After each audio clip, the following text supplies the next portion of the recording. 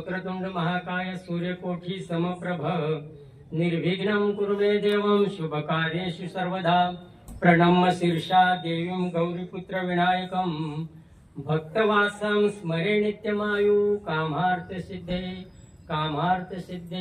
नमो विठ्ठला राजया पांडुरंगा नमो रुक्मिणी माऊली ज्ञानगंगा नमो पुंडलिका नमो चंद्रभागा नमस्कार करूया रुक्मिणी पांडुरंगा। मातृदेवो भव पितृदेवो भव अतिथी देवो भव। हिंदुस्थानचा पवित्र ग्रंथ की ज्या ग्रंथाला अनेक साधू ऋषी मुनी तपस्वी साधकांनी ब्रह्मसंहिता दिली, या विश्वामध्ये या हिंदुस्थानचा पवित्र ग्रंथ की ज्या ग्रंथाने तुम्हा आम्हाला कसं जगावं, कसं वागावं, काय खावं, काय प्यावं याचं जे आत्मज्ञान दिले या संतांच्या वाङ्मयाच्या निर्मितीमुळे, तो हिंदुस्थानचा पवित्र ग्रंथ गीता अध्याय 8 मधल्या मी 5व्या क्रमांकाचा श्लोक आजच्या प्राप्त स्थितीला धरून मानवी जीवनानं काय केलं पाहिजे, काय नाही केलं पाहिजे आणि मानवी जीवन करत असताना संतांचं किंवा परमेश्वराचं भक्तीचं स्वरूप कसं आणलं पाहिजे हे सांगणारा मी जन्मापासून मृत्यूपर्यंत भगवंतानी अर्जुनाला सांगितलेला उपाय मी या 8व्या अध्यायातील 5व्या क्रमांकाचा श्लोक घेत आहे। मंडळी, माझ्या बोलण्याकडे लक्ष द्या। भगवंत अर्जुनाला म्हणतात की अरे अर्जुना, काय देवा, अंतकालेच मामेव स्मरण मुक्त्वा कलेवरम यम प्रयाती समद्भावम याती नात्रेस्त संशया। भगवंत म्हणतात की अर्जुना, ज्याच्या अंतकाळाला माझं स्मरण होईल, माझा आठव होईल, माझं चिंतन होईल, माझं सर्व नामस्मरण होईल, त्याला पुनरपि जननम पुनरपि मरणम पुनरपि जननी जठरे शरणम, पुन्हा त्या जीवात्म्याला संसार रूपी दुःखाचा गर्भवास भोगावा लागणार नाही, पण कधी अंतकाळाला नामस्मरण केलं तर। मानवी जीवनामध्ये मंडळी 2 सोहळे सांगितलेले आहेत, एक जन्माचा आहे, दुसरा मृत्यूचा आहे। आणि या सोहळ्यामध्ये कैवल्य चक्रवर्ती माऊली महावैष्णव ज्ञानेश्वर महाराज याच गीतेवर टीकात्मक करताना असं म्हणतात, का झाकलीये घटीचा दिवा नेनी जे काय झाला केव्हा या रीती जो पांडवा देहठी। माऊली ज्ञानेश्वर सुंदर असं चिंतन मांडताय बघा, मानवी जीवनाची मूल्य काय आहेत, कशाला मानवी जीवन मिळालेलं आहे। जावं तर मंडळी सर्वांना जावं लागणार आहे। कबीरदास सुद्धा म्हणतात, आया है सो जाएगा राजा रंग फकीर किती शिहा चंचड बैठे किती पहिरेचे। किती उच्च मनुष्य असू द्या, किती निम्न मनुष्य असू द्या, त्याला एक वेळ या जगातून जायचं आहे। आणि म्हणून अंतकाळाला भगवंत अर्जुनाला म्हणतात, माझं तू नाव घेतलं पाहिजे बरं का, कारण तुला मोक्षाला जर जायचं असेल तर तू माझं नाव घेतलं पाहिजे। ठीक आहे, थोडासा परिहार देणं वक्त्याचं कर्तव्य आहे। आज कुठल्या कारणानं आहे वर्षश्राद्ध? आपल्यातून या श्रीमती गांधारी काकी गेलेलं जवळजवळ 1 वर्ष होऊन गेलेलं आहे। परवा स्थितीप्रमाणे त्यांचं जाणं झालं, पण परवाच्या दिवशी आपलेच कैलासवासी प्रल्हाद बापूंचं निधन झाल्यामुळे थोडस काय म्हणतो त्याला, आपल्याला थोडस सुतक आलं आणि त्या सुतकानं या तिथीला बरोबर भरणी श्राद्धाला त्यांचं स्मरण आपण आज करीत आहोत। एक साधं सुद्धा वैयक्तिक कसं मी तर असं म्हणेल, त्या जरी माझ्या सेरेचेवाडी गावच्या असतील, फलटणला व्यवसायाच्या निमित्तानं जरी इथं फलटणमध्ये स्थायिक झाले असतील, तरी सुद्धा एक वेगळं व्यक्तिमत्व या उभयतानी, मग दादा असतील, स्वर्गीय दादा असतील, चंद्रकांत दादा असतील, गांधारी काकी असतील, एक वेगळ्या स्वरूपाचं, म्हणजे कसं आहे, आपलं अस्तित्व असावं आणि नसल्याप्रमाणे असावं असं जगण्याचं त्यांचं आम्हा शरीरच्या वाडीच्या करायला भावले। म्हणजे कारखान्यात दादाने एका डॉक्टर कृष्णचंद्र भोईट्यांच्या बरोबर वेल्डिंगचं म्हणजे वर्कशॉप मध्ये काम करत करत आपला हा समाज किंवा आपली ही आपत्ती वाढवली, घडवली, मोठी केली नाही, हा समाज दाखवला आणि त्यांच्यावर योग्य संस्कार केले। मंडळी, मी तर असं म्हणेल की मनुष्यानं काही मंडळी संततीसाठी संपत्ती कमवतात, काही संपत्तीसाठी संतती कमवतात, पण संतांचं म्हणणं असं आहे की संततीसाठी संपत्ती कमवूच नका, त्यांना कमावतं करा, आणि तेच दादांना आणि काकीनं केलेलं आहे। आज माझ्याकडे आहे तुमचे या तिन्ही कन्या आहेत। पहिल्या आहेत ते सौभाग्यवती माया गणपत जगदाळे, त्यांचे ते मिस्टर कृषी शास्त्रज्ञ, संशोधक कृषीचं शास्त्रज्ञ फार मोठं आपल्या महाराष्ट्रामध्ये आहे। आणि महाराष्ट्राला कृषी शास्त्रज्ञांना फार अनमोल देणग्या दिलेल्या आहेत. आणि दुसरे आहेत ते सौभाग्यवती ॲडव्होकेट मीना रामचंद्र यादव पाटील खंडाळ्याचा. खंडाळा एकदा माझा जाण्याचा आला होता प्रसंग. म्हणजे वकिलीच्या पेशामध्ये सुद्धा समाज घडवून असताना न्याय देवतेला कसं अनुसरून काम करायचं याचं सुद्धा ज्ञान त्यांनी समाजाला दिलेलं आहे. तिसरे आहेत आपले गणेश चंद्रकांत गणशी आहेत. साधस व्यक्तिमत्व, साधी राहणी, मोठे विचार, सिंपल लिव्हिंग, हाय थिंकिंग असं हे कुटुंब आहे. शेवटचे आहेत ते सौभाग्यवती मेघा प्रभाकर पाटील कोल्हापूरच्या रिलायन्स कंपनीमध्ये त्यांचे मिस्टर कामेत. म्हणजे मी काय सांगितलं की सगळी ह्या उभयतांनी कसे तुकाराम महाराजांचा एक अभंग आहे, धर्म तयाशीच घडे रे ज्याचे स्वाधीन भास. भास म्हणजे भार्या, भार्या म्हणजे बायको, आपण पत्नी जिला म्हणतो. ती जर अनुकूल पुरुषाला मिळाली तर त्याच्याकडून 4 पुरुषार्थ होतात.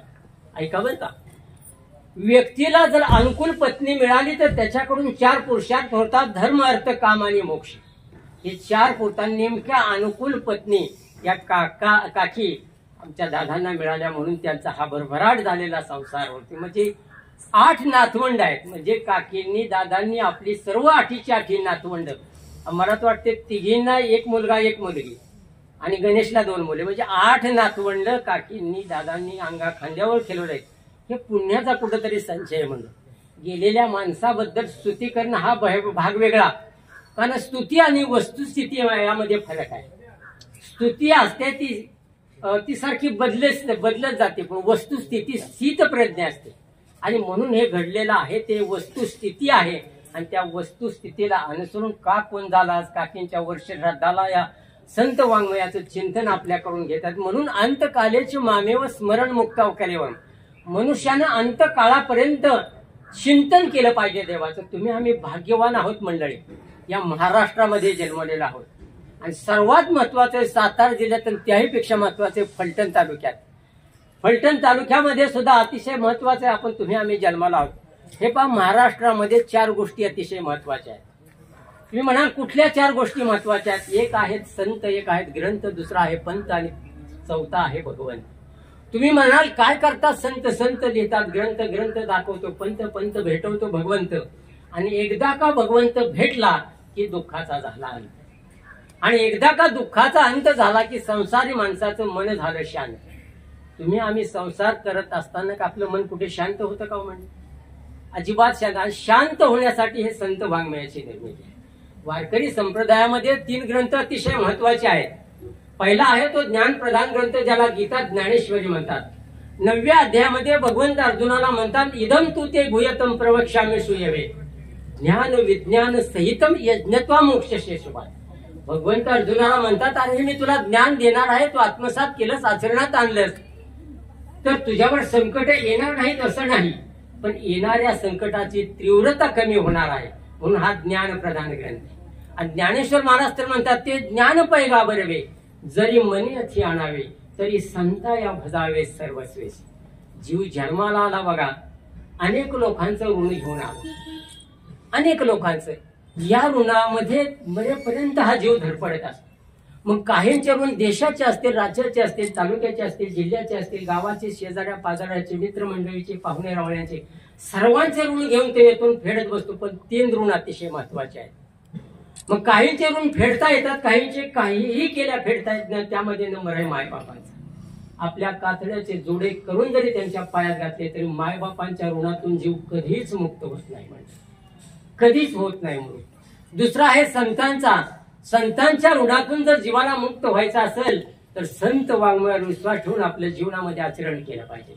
मानवी जीवनामध्ये आचरणाला सुद्धा अतिशय महत्वाचं आहे. मनुष्य किती मोठा, किती श्रीमंत, किती पैसेवाला हे महत्वाचं नाही, कारण मनुष्य दिसण्यापेक्षा असणं गरजेचं आहे.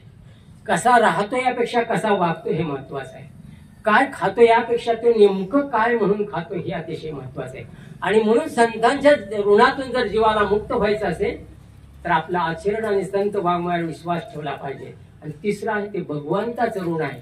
आणि भगवंताच्या ऋणातून जीवाला मुक्त व्हायचं असेल तर त्याचं नाव घ्यावं लागेल. सोपी गोष्ट आहे. ज्ञानदेव पुसे निवृत्तीशी चाड गगनाऊनी वाढ नाम आहे.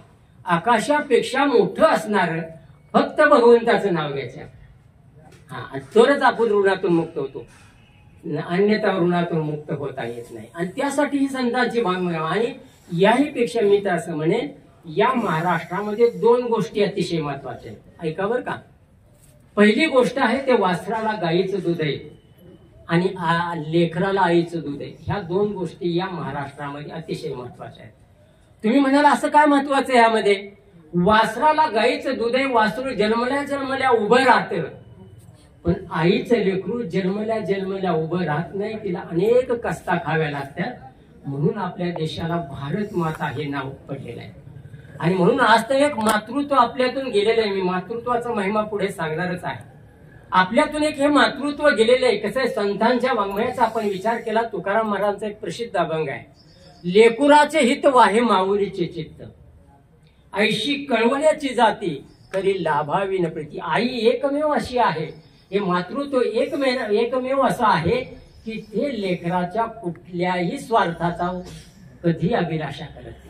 फक्त ते माझं मोठं व्हावं आणि चांगलं नाव कमावं. दुंडा महाराजांचं, फुलाळ महाराज, मी परवा एक प्रवचन ऐकलं. त्यांचं म्हणणं असं आहे की लेकरू किंवा पोरग कसं व्हावं, त्याचं म्हणणं असं आहे की पोरग बापाचं नाव गुडव्याने गाव. त्या अर्थाने घेऊ नका बरं का म्हणते. त्यांचं म्हणणं असं आहे की मुलग पोरग असं निघावं की त्याने स्वकर्तृत्वावर मोठं व्हावं, जगामध्ये नाव कमावं, गावामध्ये नाव कमावं, आणि त्याची ओळख त्याच्या बापाच्या नावानं नाही झाली पाहिजे, त्याच्या स्वतःच्या नावानं झाली पाहिजे. याला दुंडा महाराज म्हणतात, पोरग बापाचं नाव गुडव्याने निघालं पाहिजे. आपण आता बघतो आपण मुलं कशी आहेत ते, म्हणजे हे सांगण्याची गरज नाही, तो माझा विषयही नाही. परंतु लेकूर जेव्हा किंवा मुलगी आणि मुलगी जन्माला येते, त्याने 2 गोष्टी अतिशय महत्वाच्या ठेवल्या पाहिजेत. या दोघांना, मुलीला आणि मुलीला, 2 गोष्टींची परीक्षा द्यावी लागते. म्हणजे मुलीला परीक्षा द्यावी लागते, तिचं लग्न होईपर्यंत आई बापांची मान कधी खाली जाणार नाही, या गोष्टीचं पथ्य पाहिलं की ती मेरिट मध्ये पास झाली. आणि मुलालाही परीक्षा द्यावी लागते, त्याचं लग्न झाल्यानंतर आई बापाला न सोडणं, यामध्ये तो मेरिट मध्ये पास झाला. आणि ह्या 2 गोष्टी मुला मुलींनी अतिशय लक्षात ठेवल्या पाहिजे. आणि म्हणून हे मातृत्व आपल्यातून निघून गेलेलं आहे.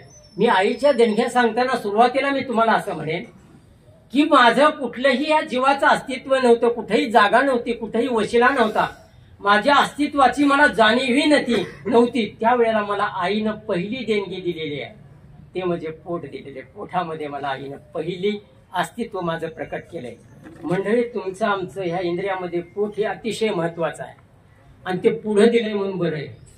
मागं जर दिलं असतं तर किती मनुष्य पाळला असता. आता पळतोय ते पोटासाठी. बघा तुम्ही, कशासाठी? पोटासाठी, खंडाळ्याच्या घाटासाठी. आपण सगळं चाललंय हे सगळं पोटासाठी. या मातृत्वानं या जीवाला, आपल्या लेकराला पहिली जागा दिली ते पोट. पोट अतिशय महत्वाचं इंद्रिय आहे. पोट दुखायला लागलं आणि पाठ दुखायला लागलं तर जास्त वेदना कशाच्या हो महिला मंडळी? पोटाच्या जास्त वेदना. पाठी जर दुखायला लागली तर 15 दिवस दम काढेल माणूस, पण जर पोट दुखायला लागलं तर पटकन दवाखान्यात जाईल का नाही. आणि अशा या महत्वाच्या इंद्रियामध्ये आपल्याला जागा दिली ती पोटामध्ये दिली आईनं पहिली. दुसरी आईनं देणगी दिली आहे, ब्लड दिले. ब्लड तुम्ही ऐका बरं का, रक्त दिलंय. ज्यावेळी बाळाचं अस्तित्व तिच्या पोटामध्ये वाढत असतं, त्यावेळेला आईच्या उदरातून बाळाला रक्त प्रवाहित होत असतं. आणि इथं कोण शास्त्रज्ञ असेल, कोण जर विज्ञानाचं कोण शिक्षक असतील किंवा विज्ञानाचे ज्यांना कोणाला जास्त माहिती असेल त्यांना हे लक्षात घ्या, आईच्या नाभी कमलातून बाळाला रक्ताचा पुरवठा होतो. ऐका बरं का, ज्या वेळेला हा 9 महिन्याचं बाळ होत असतं त्यावेळेला आईचा रक्तगट आणि बाळाचा रक्तगट वेगळा होतो. मोठे डॉक्टर हा जर ऐकत असतील तर त्यांना सुद्धा माझा प्रश्न आहे की बाळ जन्माला येताना आईचा रक्तगट वेगळा असतो आणि बाळाचा रक्तगट वेगळा असतो. मग आईचा रक्तगट बाळाला शूट होतो कसा?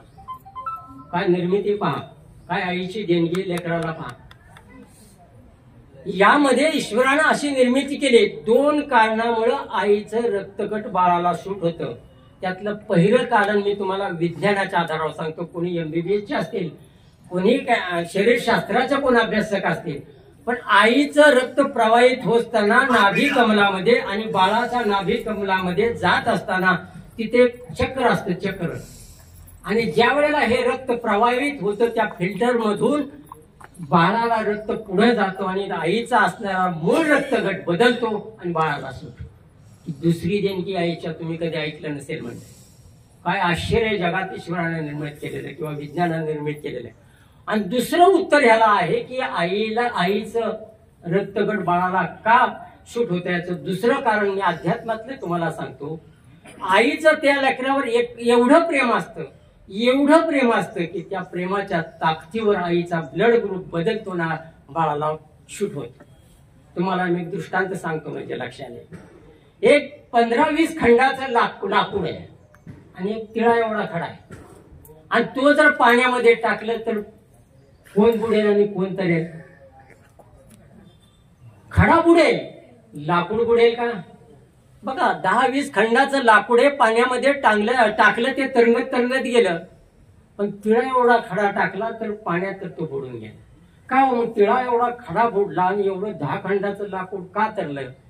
पाण्याला विचारलं की अरे बाबा एवढं 10-20 खंडाचं लाकूड तू तारलंस आणि तिळा एवढा खडा बुडवलास कसं काय? तर त्या पाण्यानं उत्तर दिलं की लाकूड हे माझ्या जातीचं आहे, लाकूड हे माझ्यावर प्रेम करतं, त्याच्यामुळे इतक्या खोल गेलेल्या असतात की मी भेटेपर्यंत ते मला शोधत येतं. माझ्या प्रेमामुळे, माझ्या अस्तित्वामुळे माझ्यावर शोध घेतं आणि जर मी नाही सापडलो तर ते वाळून जातं, वटून जातं. एवढं मला ते अनन्य आहे, एवढं मला ते प्रेमदायक आहे, एवढं ते माझ्यावर प्रेम करतं म्हणून मी लाकडाला कधी बुडवणार नाही, त्याला तारणार. कोण म्हणते? पाणी. आणि खडा तिळा एवढा खडा माझा दुश्मन आहे म्हणे. पाणी जर वाहत असेल मध्ये एखादा दगड पडलेला असेल तर पाणी काय करते मंडळी? बगलनी जाते. पाण्याच्या नादाला लागत, त्या खड्याच्या नादाला लागत नाही, दगडाच्या नादाला लागत नाही. तुम्ही आम्ही मंडळी असंच करायचं. अशी काही आपल्या जीवनामध्ये आचरण करत असताना असे काही दगड आले, खडा आले, आपले दुश्मन आले, आपलं त्यांच्या नादाला लागायचं, आपलं वळण मारून जायचं ना आपलं मार्गक्रमण करायचं. म्हणून आईचं या प्रेमामुळे, लेकरावर असणाऱ्या प्रेमामुळे रक्त त्याला शूट होतं. हे दुसरं कारण सांगितलं. हे दुसरी देणगी आईची, रक्त दिलंय. तुम्ही म्हणाल काय रक्त? हे 250 रुपयाला पावशेरची बाटली मिळते कुठेही गेलं की, पण ती कुणाचंही शूट होत नाही. त्याला तोच ब्लड ग्रुप ठेवावा लागतो आणि मग असा ब्लड ग्रुप बनवण्याची ताकद, बदलण्याची ताकद आईच्या नाभी कमलामध्ये आहे. अजून कुठेही विज्ञानानं मशीन निघालेलं नाही. एवढी जबरदस्त 2 नंबरची देणगी लेकरासाठी आई आहे. तिसरी देणगी आहे ती असती त्याला हाडं आपण म्हणतो. हाडं पहा तुम्ही, हाडं म्हणजे मानवी जीवनाला मिळालेले एक स्टील आहे. हे पिलर आहेत, स्टीलचे पिलर. हे जे लेयर्स आहेत, हे थर आहेत, हे मानवी जीवनाला मिळालेल्या हाडांच्या रूपाने स्टील आहे. आणि हे सर्व आईनं दिलेलं आहे. आई ज्या वेळेला आपलं दूध बाळाला प्रवाहित करते आतून, त्यावेळेला बाळाच्या शरीरावर काही थर साठले जातात, लेयर साठले जातात, ज्या थरातून आपले हाडे तयार होतात. मी का सांगितलं ही तिसरी देणगी हाडांची महत्वाची आहे? हाडं म्हणजे आम्हाला मिळालेलं एक बिल्डिंगचे पिलर आहे. पहा तुम्ही, मनुष्य मेल्यानंतर जवळपास 7, 8, 9 खंड लाकूड आपण वापरतो आणि ते वापरताना तिसऱ्या दिवशी हाडं शिल्लक राहतात. अग्निदेवतेला विचारलं, काय रे बाबा तू एवढी 8-9 खंड लाकूड आहे, तुझ्याकडे एवढी ताकद आहे, लोखंडाला सुद्धा तू वितळवतोस, काडी कचऱ्याला तर शिल्लकच ठेवत नाहीस, मग तू हाडांना कसं काय जाळलं नाहीस?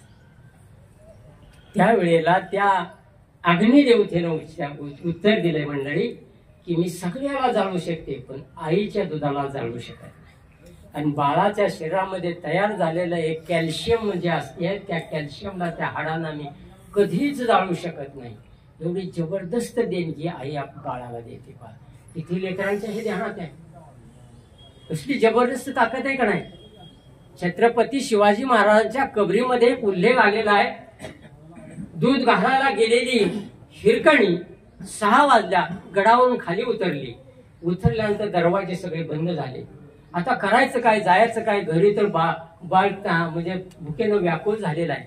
हिरकणीनं विनंत्या केल्या द्वारपालांना, नाही म्हणले महाराजांचा आदेश आहे, टाइम झाला की द्वार बंद करायचं. हिरकणी कपारीवर चढली, वरनं खाली उतरली आणि बाळाचं इतकं तिला स्तनपान करण्याचं ही झाला, मोह झाला की कबरीमध्ये उल्लेख त्या हिरकणीच्या चोळीतून दुधाची धार सुटली, बाळाच्या तोंडावर गेली. बकरी काय असेल आईचं प्रेम बघा, किती प्रेम असेल हे मोठं. म्हणून ही अतिशय महत्वाची देणगी आहे. कॅल्शियम म्हणजे हाडं जी बाळाला आईनं दिलेली आहे.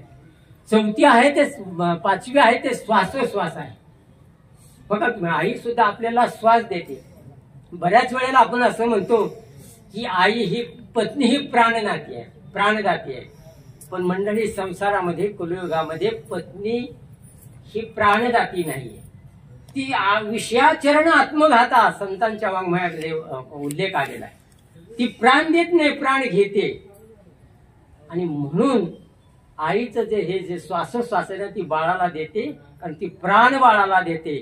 तिसरी आहे ती आबरू, ही एक सुद्धा देणगी आई बाळाला देते. बघा, आबरू जिनं आपल्या पतीपासून लपून ठेवली, भावापासून, आई वडिलांपासून लपून ठेवली. बाळ जर भुकेलेलं असलं, काही कार्यक्रम असेल, लग्न असेल, मुंज असेल, काही कार्यक्रम असेल, तरी पदराच्या आड घेणार, बाळाला पहिलं पाजणार.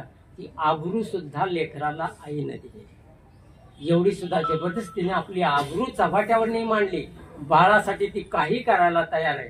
ती आबरू सुद्धा बाळाला पाचव्या देणगी दिलेली आहे. आणि 6वी जी देणगी दिलेली आहे ती देणगी आहे ज्याला आपण संरक्षण कवच म्हणतो. तुम्ही कधी ऐकलं नसेल. पहा तुम्ही, बाळ आईच्या पोटात असताना एक विशिष्ट अशा आकारानं ते वाढत असते. हात असे जवळलेले असतात, अशा मांड्या गुडघे असे जवळ केलेले असतात. अशा स्वरूपात इथे लक्षात आणा, म्हणजे तुम्हाला लक्षात येईल. म्हणजे आपल्यावर, तुमच्या, आमच्यावर जे 16 संस्कार होतात ना, त्यातला पहिला संस्कार आहे गर्भधान संस्कार. म्हणजे बाळ आपल्या पोटात असताना, कुठल्या अवस्थेत असताना आपण काय खाल्लं पाहिजे, काय वाचलं पाहिजे, काय पिलं पाहिजे, हे शिकवण्याचं आपल्या हिंदू संस्कृतीमध्ये पहिलं जे संस्कार आहे तो गर्भधान संस्कार. अतिशय महत्वाचा. अनेक पुस्तकं निघालेत बालाजी तांब्यांसारखे सुद्धा, ते सुद्धा अतिशय महत्वाचे. ओघानं आलं तर ते मी पुढे सांगेन. ते संरक्षण कवच असं अशा पद्धतीनं दिलेलं आहे.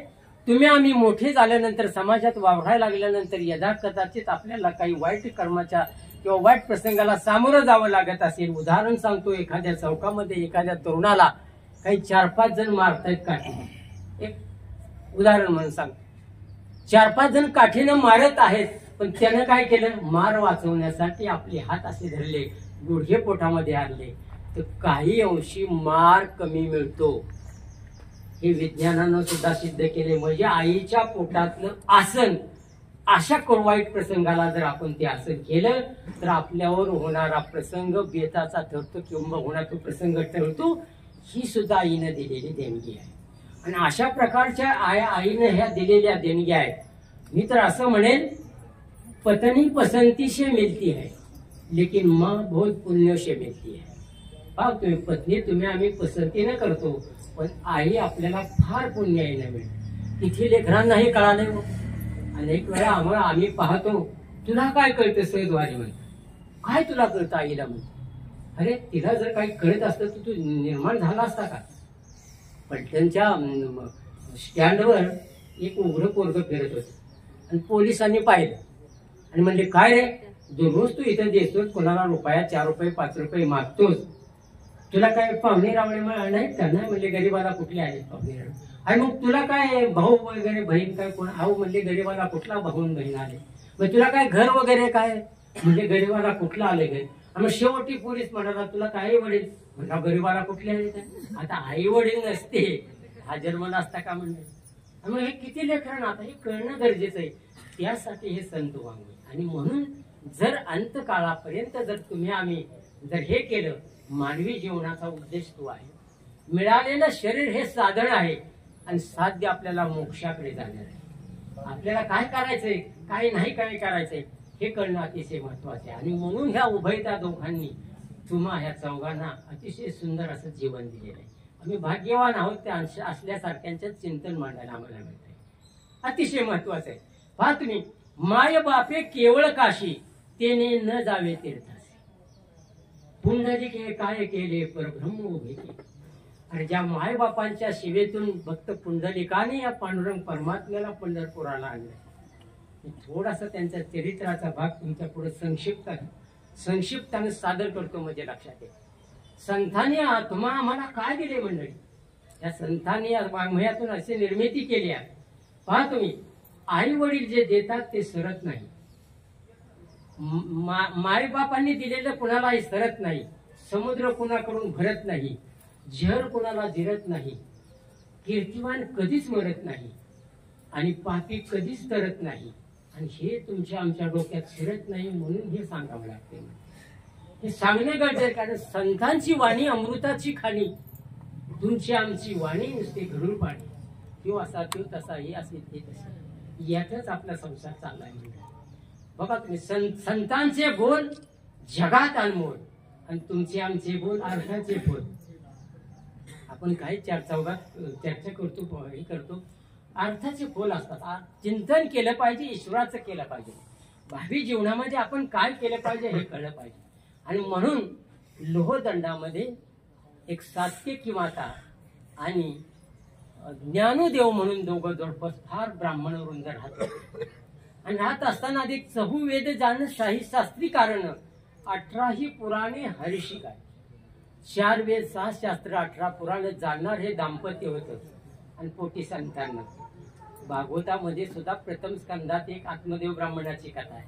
वेळ लागेल ते सांगायला. आत्मदेव ब्राह्मणी असाच चतुर होता, सर्व काही जाणणारा होता, पण पोटी संतान नव्हतं. संतान एका साधूच्या प्रसादामुळे मिळालं, पण नंतर त्यालाच असा पश्चाताप झाला की देवाने मला नसतं संतान दिलं तर बरं झालं. ते वेळ लागेल ते आत्मदेव ब्राह्मणाची कथा सांगायला. पण याच दोघांच्या पोटी उतार वयामध्ये एक आपत्ती झाली. फार श्रीमंत सधन हे कुटुंब होतं. त्याचं नाव पुंडलिक ठेवलं. हा पुंडलिक संगतीमुळे बिघडला. हा संगत अतिशय महत्वाची आहे. 3 गोष्टी दुर्मिळ सांगितल्या आहेत मानवी जीवनामध्ये. पहिली गोष्ट दुर्मिळ आहे मनुष्यत्व, मुमुक्षत्व, महापुरुष संश्रयता. भागवतकार असं म्हणतात की 3 गोष्टी दुर्मिळ सांगितलेल्या आहेत. मनुष्यत्व, मुमुक्षत्व, महापुरुष संश्रयता. पहिली गोष्ट आहे मनुष्यत्व, माणूस म्हणून जन्माला येणं. आणि तुम्ही आम्ही सहजवारी माणूस म्हणून जन्माला आलोय का नाही? का काय व्रत वैकल्प काय नवसायात काय केलंय? आलो का नाही? दुर्मिळ गोष्ट आपल्याला सहज मिळालेली आहे, सहज मिळाले माणूस. मग माणसानं माणसासारखं माणूस म्हणून माणुसकीनं वागलं पाहिजे का नको? खारे पाटणला गाडगे बाबांचं कीर्तन चालू आहे. खराटा घ्यायचे, रस्ते झाडायचे, माय माऊलीला अर्धी चतकोर भाकरी मागायची आणि सांगायचे मला पांडुरंगानं सांगावा धाडलाय सांच्याला मारुतीच्या मंदिरात कीर्तन आहे बरं का चिंदीवाल्या बाबांचे, यायचं तिथं. कोण सांगते? गाडगे बाबा सांगते. संध्याकाळी गाडगे बाबा कीर्तनाला उभे राहिले आणि कीर्तनाला उभे राहिले असताना सुद्धा ते सर्व उपस्थितांना म्हणू लागले, अरे मले माणूस द्या, कुणी मले माणूस द्या. सगळे साधक भक्त मंडळी म्हणा लागली, अहो बाबा तुमच्या अवतीभोवती सगळी माणसंच आहेत आणि तुम्ही मले माणूस द्या म्हणतात. म्हणले हे सगळे मला आकाराचे माणसे आहे, मले विचाराची माणसे. संतांचं म्हणणं आहे की विचार श्रेष्ठ आहे आणि विचारानं माणूस प्रगल्भ होतो. ते विचार संत वाङ्मयाशिवाय कुठेही येत नाहीत. 12व्या अध्यायामध्ये भगवंत असं म्हणतात, समशत्रूच मित्रेच तथा मानापमान यो शीतोष्ण समदुःखेसु समसंग विवर्य. काय म्हणतात बघा भगवंत अर्जुनाला? समशत्रूच मित्रेच, शत्रुत्व असेल, मित्रत्व असेल, मान असेल, अपमान असेल, निंदा असेल, स्तुती असेल, थंड असेल, गरम असेल, सर्व स्थितीतून कुसंग राहून असंग राहणारा भक्त मला आवडतो हे भगवंत अर्जुनाला म्हणतात. असा सगळ्या ठिकाणी समभाव ठेवणारा माणूस म्हणजे विचाराचा माणूस. आणि विचार अतिशय माणसाचे महत्वाचे आहे. म्हणून माणसानं कृती करण्यापेक्षा विचार करून करावी. कृती कुठली करायची म्हणून कृती कधी करू नये. म्हणून विचार हा अतिशय श्रेष्ठ आहे. आणि या श्लोकावर ज्ञानेश्वर महाराज म्हणतात, जो खंडावया घाव घाली का लावणी जयाने केली, दोघा एकच देश सावली वृक्ष देश. वृक्षाची उपमा ज्ञानेश्वर महाराजांनी या समभाव ठेवणाऱ्या भक्तामध्ये दे. पहा ना तुम्ही, झाड किती परोपकारी आपल्याला. दगड मारणारालाही फळ देतं आणि ज्यानं लावले, पाणी घातले, वाढवले त्यालाही फळ देतं की नाही? झाडाची उपमा दिली. बघा काय विचार आहे ज्ञानेश्वरांचा. निंदा मोठे किया आहे की कपाळ धरून ठाके, थेंबे विरेने वारे सुके चिखल. काय ज्ञानेश्वर म्हणतात बघा, तुम्ही आम्ही संसारी माणसं असे बसलो की एकमेकाची निंदा करतात. निंदा मोठी की ऐके, तुम्ही निंदा ऐकले की आपल्याला कपाळ धरून ठेवावं असं वाटतं, वाईट वाटतं, राग येतो आपल्याला. थेंबे विरेन वारे सुकेत चिखल जायचा. थेंब पडलं की मऊ व्हायचं आणि ऊन पडलं की जोडा काढून चालायचं म्हणलं तर आपल्याला चालायला येत नाही. अशी आपली अवस्था आहे. ह्यातून मार्ग काढण्यासाठी पहिली दुर्मिळ अवस्था आहे मनुष्यत्व. तुम्ही आम्ही माणूस म्हणून जन्माला आलो का नाही? माणसासारखं राहिलं पाहिजे ना आपण. माणसाला या देहातून काहीही करता येतं, एवढी जबरदस्त देणगी आपल्याला माईबापांनी आणि ईश्वराने दिली. या देहातून मोक्षाकडे जाण्याची स्थिती फक्त मनुष्यालाच आहे. गाढव कुत्र्याला, जनावरांना, हिशू पशु प्राण्यांना अजिबात नाही. आणि ते ज्ञान त्यांना नाही, अजिबात ज्ञान त्यांना ते नाही. आणि म्हणून मनुष्य जन्म अतिशय सर्वश्रेष्ठ सांगितले. अनेक शोध लावलेत मनुष्यानं, मोबाईल सारखे असतील, नेट, इंटरनेट, इंस्टाग्राम सारखे शोध मनुष्यानं लावलेत. किती बुद्धिवान मनुष्य प्राणी आहे. आणि म्हणून संत वाङ्मय तर असं म्हणतात की एवढा मनुष्य हुशार नाही, तो ईश्वरच आहे. ममै वांशो जीव लोके जीवभूतो सनातन. मीच या ईश्वराचा अंश आहे. आणि म्हणून मिळालेलं मानवी देह दुर्मिळ असून सुद्धा ते आपल्याला मिळाले, तुम्हा आम्हाला मिळालेले. दुसरी गोष्ट दुर्मिळ आहे ती मुमुक्षत्व. मुमुक्षत्व याचा अर्थ परमार्थ करण्याची जिज्ञासा होणे, मराठीत साधा अर्थ. मुमुक्ष म्हणजे काय? भक्ती करणे, संत वाङ्मय वाचणं, ईश्वराविषयी वाऱ्या करणं किंवा भगवंताचं अधिष्ठान सर्वश्रेष्ठ आहे असं मानून भक्तीच्या प्रवाहात जाणं. राग, मोह, मद, मत्सर हे सोडून देणं आणि ते राहणं, याला मुमुक्षत्व म्हटले. म्हणजे परमार्थ करणे. पण माणूस म्हणून जन्माला आला आणि त्याला समजा परमार्थ करण्याची इच्छा नाही झाली तर काय माणूस म्हणून उपयोगाचा आहे? काय राहील तो साधनं कमवेल, आयुष्यामध्ये राहील, जीवन जगेल. एकदा तू मरणार आहे निश्चित आहे, काही बरोबर घेऊन जाणार आहे. आणि जर तुम्हाला मोक्षस्थानी जायचं असेल तर मुमुक्षत्व तुमच्याकडे पाहिजे, परमार्थ करण्याची जिज्ञासा तुम्हाला पाहिजे. म्हणून मिळालेलं मानवी जीवन हे साधन आहे आणि साध्य आपलं मोक्षस्थानी जाणे. एक 8वीतला विद्यार्थी पाठीवर दप्तर घेऊन असं चालला होता मित्रांच्या बरोबर. आणि त्याला विचारलं, का रे बाबा एवढं मोठं पाठीवर दप्तर घेतलंयस, तुला चालता बी येणार, पाठीचे डोळे फाडून फाडून एवढा अभ्यास करतोय, कशासाठी रे? म्हणला पास होण्यासाठी. म्हणला पास कशासाठी होणार? म्हणला डिग्री मिळवण्यासाठी. डिग्री कशासाठी? म्हणला नोकरी मिळवण्यासाठी. नोकरी कशासाठी? म्हणला छोकरी मिळण्यासाठी. आता का छोकरी मिळण्यासाठी वेळ? नोकरी म्हणला पैसे कमवण्यासाठी, संसाराची वेळ वाढवली पाहिजे. पण मिळालेला मनुष्य जन्म नोकरी, चाकरी किंवा संसार करण्यासाठी. संसार करा मंडळी. 95% संतांनी एकमेव ज्ञानेश्वर महाराज सोडले तर 95% या महाराष्ट्रातल्या संतांनी संसारच केलेत ना. संसार का तुका म्हणे घालू तयावरी भार, वाहू हा संसार देवा. महाराज काय म्हणतात? तुम्ही संसार करा पण सर्व भाव असेल, काळजी असेल, क्लेश असेल, सगळे देवावर तुम्ही भार सोडा, तो तुमचा भार निश्चित हलका करेल. पण कधी? तुम्ही मुमुक्षत्वाचा गेला तर. नाहीतर कुठला देवन, कुठला धर्मन, कुठली पूजन, कुठली अर्चा, काही उपयोग नाही. म्हटलं आपल्याला तारणार आहे ते हेच तारणार आहे, दुसरं काहीही तारणार नाही. म्हणून दुसरी गोष्ट आहे मुमुक्षत्व. कसे? तुम्हाला मी एक सांगतो. जीव जन्माला आला, माणूस म्हणून जन्माला आला. काय मुमुक्षी झाले, काही ज्ञानी झाले, काही विषयी झाले, काही पामरी झाले, काही संतही झाले, पाहतो. पण मुमुक्षानं देह म्हणजे देव श्रेष्ठ मानला, विषयाने विषयाचरण श्रेष्ठ मानलं, ज्ञानीनं ज्ञान श्रेष्ठ मानलं आणि संतांनी सर्व जगत पूज्य मानलं. तुम्हाला मी दृष्टांत सांगतो. विषयाने काय केलं? हे जगत म्हणजे मला भोगण्याचं साधन आहे. हे जे जगत आहे ना मला दिसतंय, हे मला भोगण्याचं साधन आहे, मला आनंद मिळवण्याचं साधन आहे. विषयानं हे मानलं. ह्या जगताकडे बघताना दृष्टिकोन विषयानं हे जगत म्हणजे मला भोगण्याचं साधन आहे असं म्हटलंय. भोगण्याचं साधन नाही मंडळी हे जगत. तुम्हाला कसं आहे? शेवटी संत वाङ्मयाचं चिंतन केलं की आपल्या लक्षात येतं, जर विषयानं हे जगत भोग्य म्हणून मानलं तर 3 गोष्टी आपल्या निदर्शनात येतात. भोग तरी संपतो, भोगता तरी संपतो, नाही तर भोगण्याची इच्छा तरी संपते. मी काय बार काय ना, जर विषयी माणसानं हे जगत भोग्य म्हणून मानलं, हे भोगण्यासाठी मला सगळं म्हणजे माझे काय शरीराचे चोचले पुरवण्यासाठी आहेत, तर भोग तरी संपतो, भोगता तरी संपतो, नाही तर भोगण्याची इच्छा तरी संपते. बिरबलाच्या महालातनं बादशाही दोघं फिरायला निघाले असेल, एका वड्याच्या कडेला पलीकडे गेले. मी संक्षिप्ताने दृष्टांत सांगतो म्हणजे तुमच्या लक्षात येईल. हे लक्षात आलं पाहिजे. म्हणजे ह्यासाठी हे संत होय, ह्यासाठी हे काकींचं वर्ष साधं. काहीतरी उगाच दुसरं सांगायचे, विनोद सांगायचे, हसवण्याचं असं नाही. दुःखाचा प्रसंग आहे. मानवी जीवनामध्ये तुकाराम महाराजांचा एक अभंग आहे, जन्माचे ते मुळे पाहिले शोधून दुःखाचे कारण जन्म. दुःख म्हणजे जन्माचे मुळात निर्मिती दुःख आहे. म्हणून आपण दुःखी कशाला राहायचं? काय निर्मिती केली आपण? माणूस म्हणून जन्माला आलोय. आणि म्हणून बिरबल बादशाह असे फिरत फिरत गेले, एका ओढ्याच्या वर गेले. तिथे एक कुत्रा बसलेला होता. त्याने मोठी जीभ बाहेर काढली होती आणि ओढून पडलेलं होतं म्हणून ते जिव्हाळ्यासाठी होतं. बादशाह म्हणला, अरे बिरबल, ये तो कुत्ता है, इतनी बड़ी इतनी जीवा है, तो ये बोल क्यों नहीं सकता? इतनी बड़ी जीवा होते भी. म्हणजे ते असं म्हटला बादशाह बिरबलाला, अरे एवढी मोठी देवाने ह्याला एवढी मोठी जीभ दिली, हा बोलत का नाही? आता हा बिरबल म्हणजे बादशाहचा सेवक. बादशाह म्हणजे ते खरं मानायला पाहिजे, नोकरी टिकवायची आहे. असं बऱ्याच श्रेष्ठांनी आधी नसताना हाताखाली वागत असताना श्रेष्ठांचं मानावं लागतं. तर तो असं म्हणाला की बादशाह एक कुत्ता भी बोल सकता है.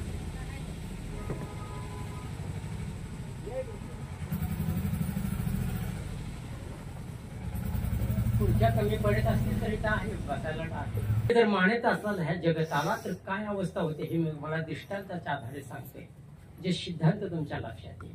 अरे एवढी मोठी जीभ आहे या कुत्र्याला, हा बोलत का नाही? बिरबल म्हणाला, बा शहनशाह ये बोल सकता है. हा बोलतोय महाराज, बोलणार. अरे तो क्या करना पडेगा? म्हणला, इसको 20 वर्ष का अवधी देना पडेल. तो म्हणला 20 वर्षाचा वेळ द्यावा लागेल आणि 20 लाख रुपये खर्च येतील. काय म्हणला बिरबल? 20 वर्षाचा अवधी द्यावा लागेल आणि मला या वेळेला त्याला बोलायला शिकवण्यासाठी 20 लाख रुपये द्यावे लागतील. आता पुढचा सिद्धांत दृष्टांत आहे का बरं का. तिथं शेजारी सेनापती उभा होता आणि सेनापती सगळं ऐकत होता बरं का पहिल्यापासून. हे कुत्र्याचा दृष्टांत सेनापती ऐकत होता.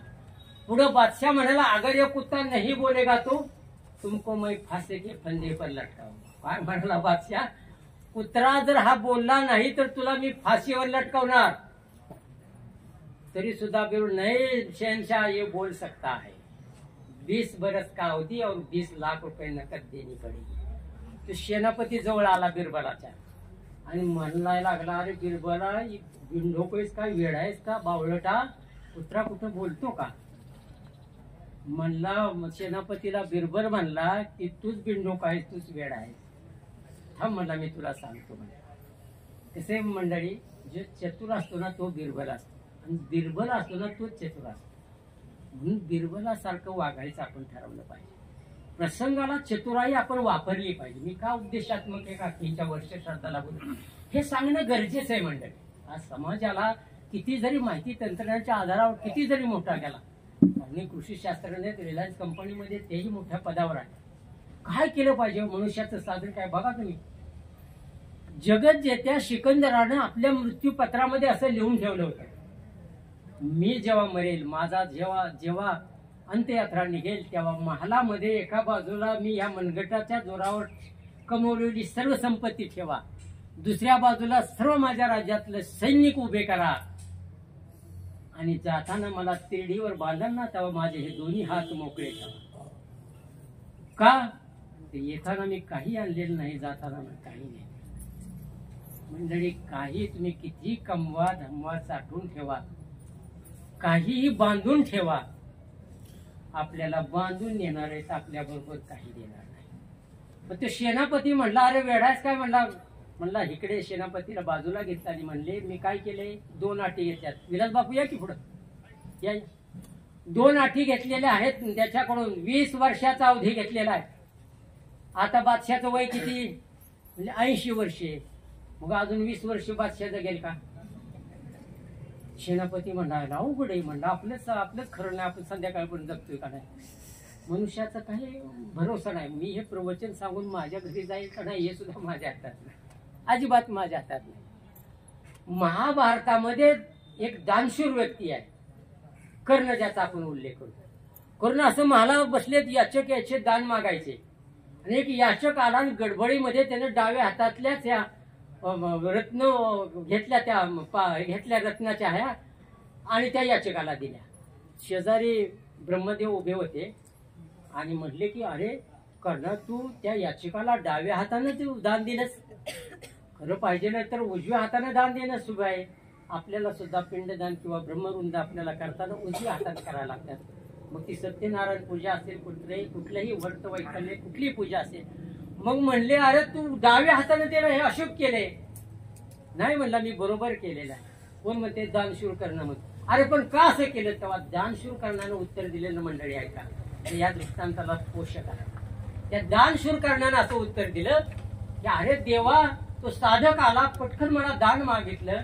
जर तुम्ही ह्या उजवा तिकडे नेहीपर्यंत मी जिवंत राहील कशावर? तेवढ्या वेळात मी मेलो तर मला ते पातक लागेल ना दान करण्याचं. म्हणून या जगज्जेच्या सिकंदरानं सुद्धा सांगितलं की माझे हात मोकळे ठेवा. मंडळी काहीही आपण घेऊन जाणार नाही. किंवा सेनापती म्हणला की 20 वर्ष काय महाराज जगणार नाही, शेनशाह जगतील काय ना, 80 वय 100 काटतील कशावर? आणि दुसरी गोष्ट 20 लाख मला आत्ता मिळाले ना. मग तो असं म्हणाला, कोण? बिरबल त्या प्रधानाला, अरे भोग तरी संपतो, भोगता तरी संपतो, किंवा भोगण्याची इच्छा तरी संपतो. म्हणून विषयानं कधीही जगत आपण विषयी व्हायचंच नाही मंडळी. हे जगत भोगण्यासाठी मानायचंच नाही, ते आपल्या काही निर्मितीसाठी आहे असं म्हणाले. ज्ञानाने हे जग मानलंच नाही मंडळी. काही जीव ज्ञानी झाले ना, त्यांनी हे जगतच मानलं नाही. ते म्हणतात एकच ईश्वराचा अधिष्ठान आहे, एकच ईश्वर आहे, तोच हे सर्व काय पृथ्वीचं चलनवरण विश्वाचं करतो. ते ज्ञान त्यांनी मानलं. बघा तुम्ही, ज्ञानामध्ये 3 प्रकार पडतात. काय ज्ञानीनं मानलं? हे जगतच नाही मानलं, फक्त ईश्वर आहे मानलं ज्ञानानं. हे ज्ञान पैगा बरवे, जरी म्हणे अति आणावे, तरी संता या भजावे सर्वस्वची. संत वाङ्मय असं म्हणतात, संतांना भजा फक्त, हे ज्ञान माना. बाकीचे तर कर्म करतच राहतो आपण झोपल्यापासून उठेपर्यंत. म्हणून ज्ञानाचे 3 प्रकार पडतात. ऐका बरं का, ज्ञान, विज्ञान आणि अज्ञान. ज्ञान कशाला म्हणायचं? मनुष्याला हे पहा, मनुष्याला जसं ज्ञान असतं तशा त्याला इच्छा होतात, आणि जशा त्याला इच्छा होतात तसा तो कर्म करतो. साधा सोपा दृष्टांत आहे आपल्यासाठी. ज्ञान श्रेष्ठ आहे की नाही? अतिशय ज्ञान श्रेष्ठ आहे. म्हणून ज्ञान सर्वश्रेष्ठ सांगितलेलं आहे. म्हणून ज्ञानी मनुष्य कधीही तरल्याशिवाय राहत नाही, भवसागरातून बाहेरच निघू शकतो. म्हणून ज्ञान आहे. अज्ञान कुणाला म्हणायचं? हे जगतच नाही, ईश्वर निर्माताच नाही, हे अज्ञान म्हणायचं. आणि विज्ञान कशाला म्हणायचं? ज्ञान आणि विज्ञानाच्या संयोगातून निर्मिती झालेलं विज्ञान म्हणायचं. मी बोलतोय, हा माईक माझ्या समोर आहे, मी बोलतोय तो तुम्हाला आवाज दिसत नाही, पण तुमच्या कानावर पडतोय आवाजून तुम्हाला मी काय बोलतोय ते कळते, ह्याला विज्ञान म्हणायचं. ज्ञान सर्वश्रेष्ठ सांगितले. आणि म्हणून संत वाङ्मयामध्ये गीता ज्ञानेश्वरी ज्ञानप्रधान ग्रंथ आहे की हे तुम्हा आम्हाला आपल्या स्वरूपाची जाणीव करून देत. कधी तुम्ही स्वतःला कधी प्रश्न विचारला का? थोडस लोकांतात एकांतात जायचं म्हणतोय आणि स्वतःलाच काही प्रश्न विचारायचे, 3 प्रश्न विचारायचे. मी कोण आहे? मी कुठून आलोय? मला कुठे जायचं? विचारा ना एकदा प्रश्न. मी सारा अगदी वय वाढल्यावरच हा विचार नाही केला पाहिजे. कळाल्यापासूनच हा विचार कर, मी कुठून आलोय? दुरून आलो मी का? फार लांबून आलोय मी. काकड्याच्या अभंगामध्ये फार येतात, मी तिकडे जात नाही. म्हणून स्वस्वरूपाची जाणीव करून देतं ज्ञान आपल्याला. मी कोण आहे पहा तुम्ही, मी कोण आहे, मला काय केलं पाहिजे, मला कसं वागलं पाहिजे, हे आपल्या स्वरूपाची जाणीव आपल्याला हे ग्रंथ करून देतात. मी तुम्हाला छोटासा दृष्टांत सांगतो म्हणजे तुम्हाला ज्ञान, विज्ञान आणि अज्ञान कळेल. एका मुलाला सरकारी नोकरी लागली. ऐका बरं का, बसा, जागा मिळेल तिथं बसा.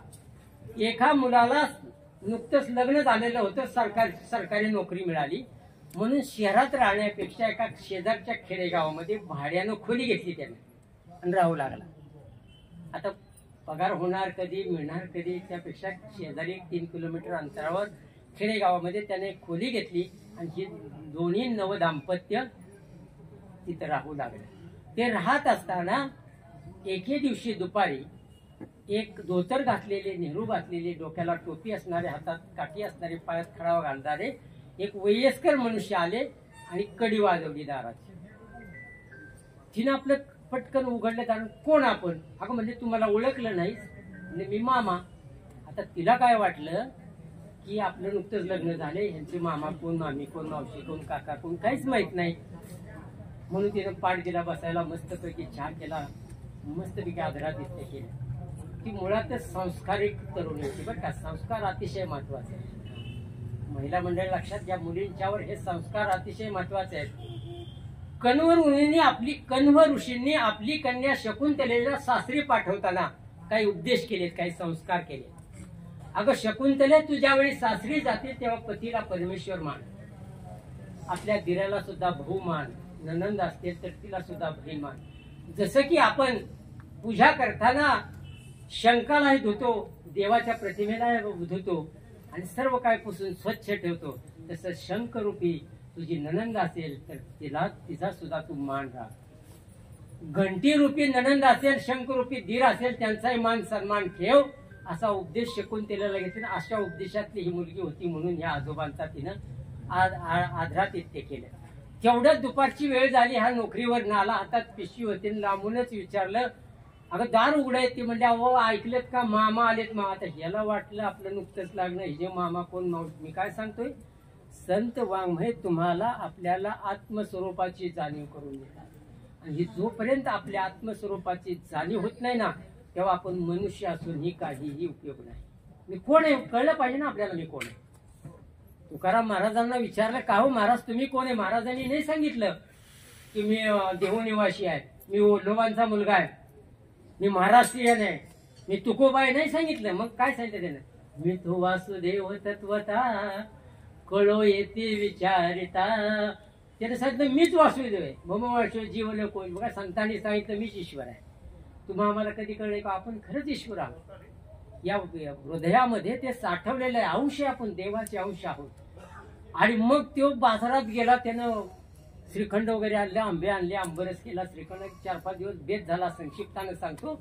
आणि 4-5 दिवस गेल्यानंतर ही एकमेकात कुजवला, का ग तुझे मामा आलेत, 8 दिवस झाले, मामांचा चेहरा टवटवीत झाला, सगळा पाहुणचार खाऊन हे जाणार आहेत कधी?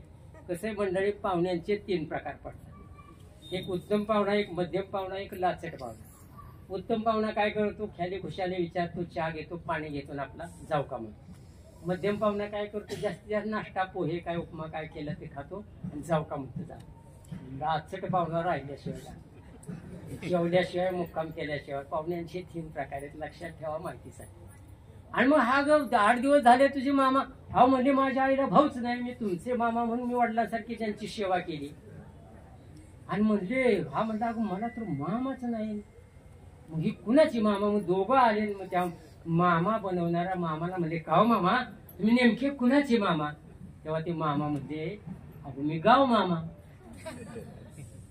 मला तुम्ही आता ओळखले, मी आता दुसरं कुटुंब शोधायला लागतो. माझा दृष्टांत इथं संपला. जोपर्यंत त्या मामांच्या अस्तित्वाची, स्वरूपाची ह्या उभयतांना जाणीव झाली नाही, तोपर्यंत त्यांनी त्यांची सेवा केली. सेवा हा धर्म चांगला नाही असं नाही, पण अज्ञान वशात त्यांनी त्यांची सेवा केली. म्हणून तुम्हा आम्हाला कळलं पाहिजे आपण कोण आहोत.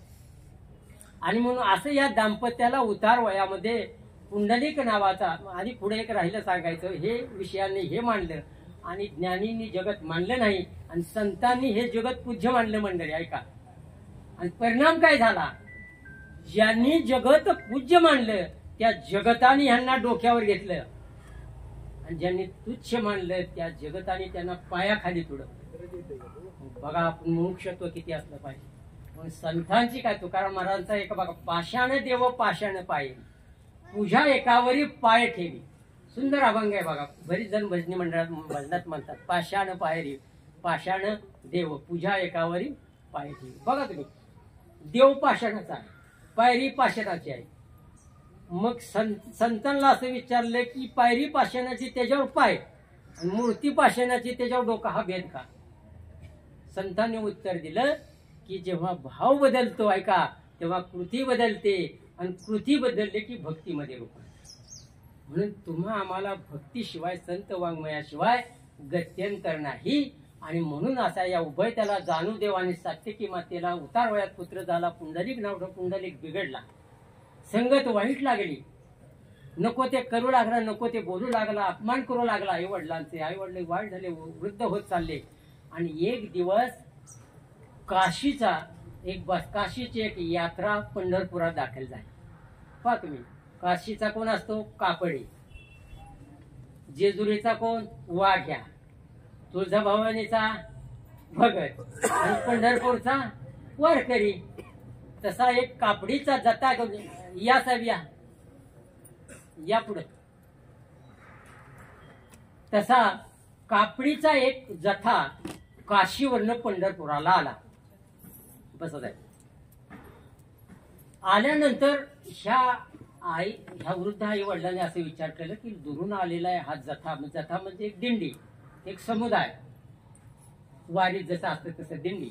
आणि यांनी ठरवलं की काही नाही, आता आपला मुलगा आपल्याला असा त्रास देतोय, काय करायचं, काय नाही. मग असं करूया का? चर्चा झाली काही लोकांशी. म्हणली काय नाही की आपण ह्याचं एकाचं 2 हात करायचं. बऱ्याच जणांना असं वाटतं बरं का, पोरग सुधारण्यासाठी एकाचं 2 हात केलं की तो सुधारतो. साहेब, वस्तुस्थिती वाईट आहे. उलट माझं असं मत आहे, एकाचं 2 झालं की बिघडलं. आणि नेमकं पुंडलिकांच्या आयुष्यात असं घडलं साहेब. बायकोच्या आहारी गेला. बायको म्हणेल तसं वागू लागला. भांडी घासाय मदत करू लागला. जय देव जय देव जय माझी बायको, तू म्हणील ते मी ऐकू, असं करू लागला. मी का सांगतोय? या उभयतांचे वेगळे संस्कार या कंसे कुटुंबियाने केलेले आहेत, म्हणून मी सांगतो. बायकोच्या आहारी गेला, आई वडिलांना त्रास देऊ लागला. मरसाल तरी बरे असं म्हणू लागला तोंडावर. आई वडील कशी झाले, अश्रू गाळायला लागले, दुःखी झाले. त्या कापड्यांच्या गथ्यामध्ये गेले आणि म्हणले आम्हाला तुमच्या बरोबर काशीला यायचे.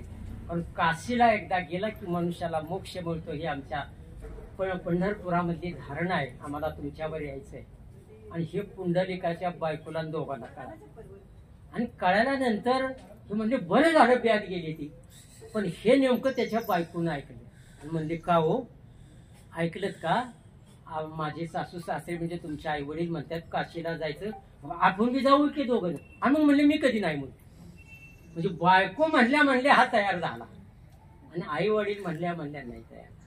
मग हे सवय केलं. एक जुनं बघा गाणं येतो ना, कधी ऐकलं असेल. आई बापाच्या गळ्याला दोरी, बाईल खांद्यावरी, पुंडलिक काशी यात्रा. ऐकलं असेल गाणं. मग काय केलं ह्यानं? बायकोच्या आहारी बायकोला खांद्यावर आणि आई बापांच्या गळ्याला दोरी लावली आणि चालली यांची तीर्थयात्रा काशीला. संक्षिप्तानं सांगतो मंडळी, धर्मजल करत करत करत गेले. बरीच माणसं नावं ठेवायची, बोलायची, करायची. पण हा काय भीत नव्हता, कारण मुळातच संगत वाईट लागलेली. जसं आत्मदेव ब्राह्मणाच्या धुंदुकारीला लागली होती, तो सुद्धा दृष्टांत सुंदर आहे. पण वेळ मिळाला तर, पण वेळेच्या अभावी नाही सांगता येणार. ठीक आहे. धर्मजल करत करत आपल्याला 12:15ला फुलं टाकायची साहेब. फुलांचं तुम्ही इथे आणून ठेवलं तरी चालेल, आरतीचं सामान. तर धर्मजल करत करत गेले.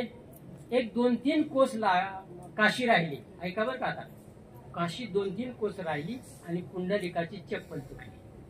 अंगठा तुटला चप्पलीचा. चालून चालून चालून तुटल्यानंतर तिथे विचारलं का हो, कोण चर्मकार या गावात आहे का? शिरपूरकर म्हणून ते गाव आहे बघा, अलीकडे 3 कोसावर आहे.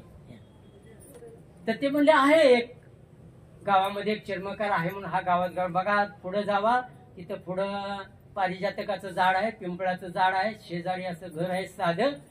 आणि तिथे सर्व चिन्ह अशी आहेत, म्हणजे पद्म विना अशी चिन्ह असलेलं घर आहे ते. आणि तिथे जावं. मग हा शोध घेत त्याला आणि म्हणला, जय हरी महाराज, कुठनं आले बाबा? आम्ही पंढरपूर. अरे पंढरपूरून आले का? या या या बसा. चर्मकार दुसरा तिसरा कुणी नव्हता, रोहिदास महाराज होते. ते चपल्या सांधण्याचं काम करत होते. शेंडीला एक दोरी बांधली होती आणि आत एक दोरीला तो पाळणा बांधलेला होता. ऐका चित्र डोळ्यासमोर. शंख गदा पद्म अशी चिन्ह पुढे आणलेली होती. मस्तपैकी गंध लावलेल्या 2 ठसे इथं उमटवलेले. प्रसन्न मुद्रा. संतांची मुद्रा प्रसन्न असते मंडळी. शाकाहारी माणसांची सुद्धा मुद्रा प्रसन्न असते. शाकाहारी असलं पाहिजे माणसानं. मांसाहार मनुष्याचा अन्न नाही. मुद्दाम जाणून सांगतो तुम्हाला, मनुष्यानं शाकाहारी असलं पाहिजे. सर्गेच आहे, बरोबर आहे का नाही? मनुष्यानं शाकाहारीच असलं पाहिजे, तो आहार नाही. निदान उतार वयात तरी माळ घाला, तर घालायची का नाही, पुढे उगानं आलं तर सांगेल. आणि ते मग म्हणले बाबा मी पंढरपुरावरून आले. वा वा वा. काय झालं? अंगठा तुटलाय. आणि म्हणले शेंडील काय? म्हणले मी माझ्यावर एका गोष्टीची जबाबदारी. कोण? म्हणले रोहिदास महाराज. म्हणले कुणाला? पुंडलिका. आणि मग त्याने बायकोला खाली उतरवलं, आई वडिलांना बसवलं. असली कसली जबाबदारी आहे? म्हणला जबाबदारी सांगेल नंतर.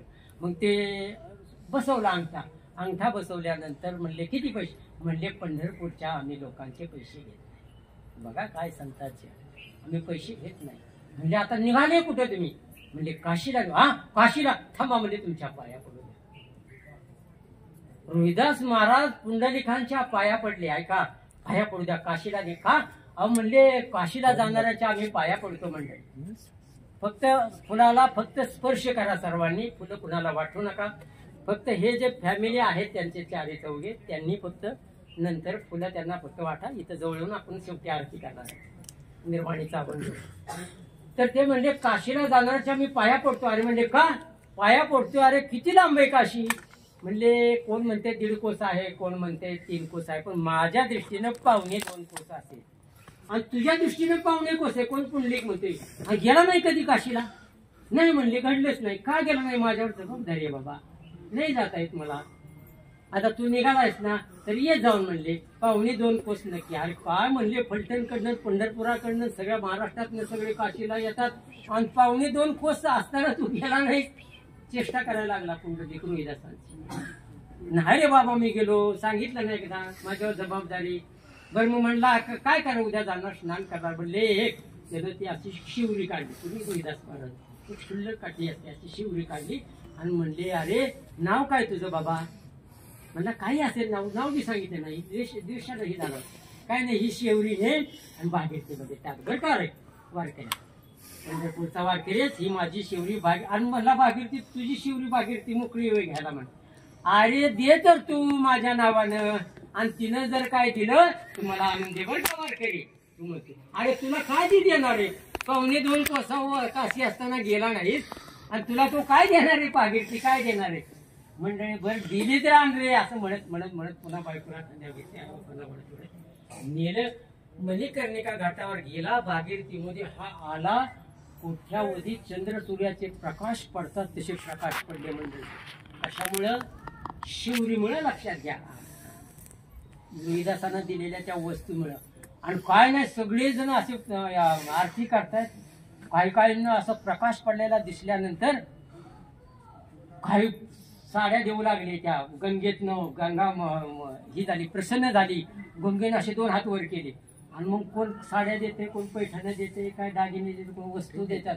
पण ती काय करायची? गंगा घ्यायची, अशी फेकून द्यायची. अगदी फलटणकरांना, अगदी अरविंद क्लॉथ मधनं असेल, हरिओम मधली असले, कुठली साडी ती गंगेनं काय घेतलीच ना, अशी फेकून द्यायची ती. आणि ही रोहिदासाच्या ध्यानात आलं नका. लोक साड्या देतात, काय काय देतात. मग आपल्याला त्या चर्मकारांना ती शिवरी दिली. मग ती शिवरी अशी त्यांनी गंगेच्या दिशेने फेकली, त्या गंगेच्या हात.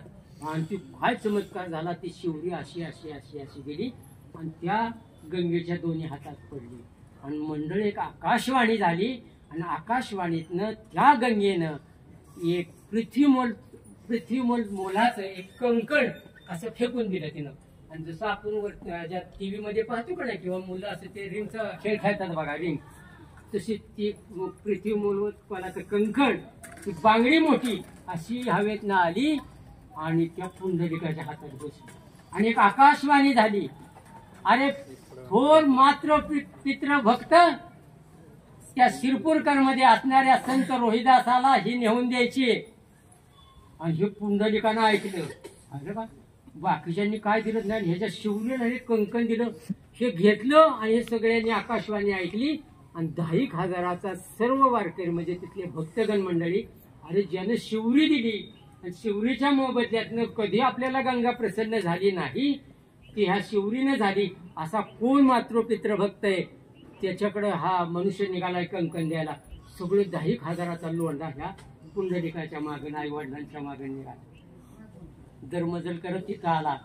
पुंडलिक रोहिदासाला माहितच होतं ह्यो माझ्याकडे येणार आहे, संतच आहे तो, संतांच्या हे बघा काय सांगू आता संतांचे उपकार मज निरंतर जागविती काय देऊ त्यासी व्हावे उतराई ठेवी तो हा जीव आपला जीव जरी ओवाळून टाकला ना तरी सुद्धा मायबापाच्या आणि संतांच्या ऋणातून मोकळा काही संतांनी विचारलं तुकाराम महाराज का हो तुम्ही म्हणताय निजली या जागविती तुम्ही निजलेल्या जाग करा आम्ही झोपलोच नाही आणि समजा आम्ही झोपलो असतो तर हा प्रपंच वाढला असता ही बंगला ही घर दार हे ट्रॅक्टर ही शेती ही ऊस या फोर व्हीलर गाड्या झाल्या असत्या का आम्ही झोपलो असतो तुकाराम महाराज म्हणले बाबा रे तू त्या ठिकाणी जागा आहेस स्वतःच्या कल्याणासाठी स्वतःच कल्याण करायचं असेल तर तू जागा राह स्वतःच कल्याण करायचं असेल तर संत वाङ्मयाशिवाय पर्याय नाही नामस्मरणाशिवाय पर्याय नाही आणि हा 10-12 हजाराचा थवा आला रोहिदासाच्या तिथं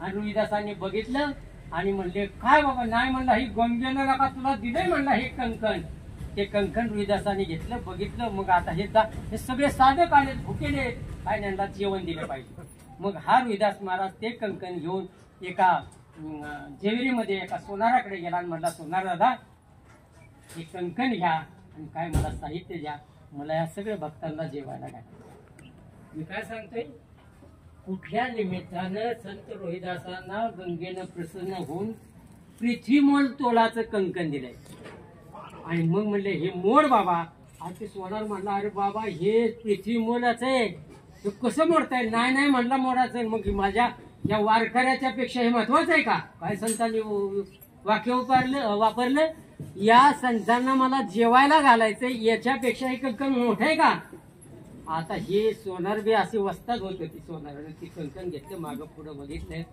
आणि दिलं म्हणलं सामान्य विमान दिलं ते आपला गेलं पण त्या सोनाराने काय केलं त्या नगरीच्या राजाला ही साडी सांगितली आणि म्हणले बाबा राजा अरे तो चर्मकार प्रेमीला दोरी बांधतोय त्याच्या आपल्या शेवटी त्याला गंगेनं पृथ्वीमोल तोलाचं कंगन दिले कंगन इतकं भारी आहे म्हणला राजा की तुझ्या बायकोच्याच हातात शोभे तर तू एक काम कर दुसरंही कंकण आणण्यासाठी त्या रोहिदासाकडे जा आणि त्याला सांग चल काशीला दुसरं कंकण मला दिली काढी लावून त्या सोनाराने तो राजा आला वैतागला रागिष्ट झाला रागावला आणि सगळ्या आपल्या फौजफाट्यानं त्या सगळ्या श्रीपूर नगरला असा वेढा घातला रोहिदास महाराजांना तिथंही केलं आणि रोहिदास महाराजांना म्हणले चल बाबा काशीला तू नाही आलास तर उचलून ने आणि आम्हाला दुसरं कंकण मिळवून दे आणि मग तो रोहिदास महाराज म्हणले अरे मला कशाला नेत आहेत गंगा तर माझ्या या चप्पल कातडं बुडवण्याच्या कुंडीत आहे म्हणल्या गंगा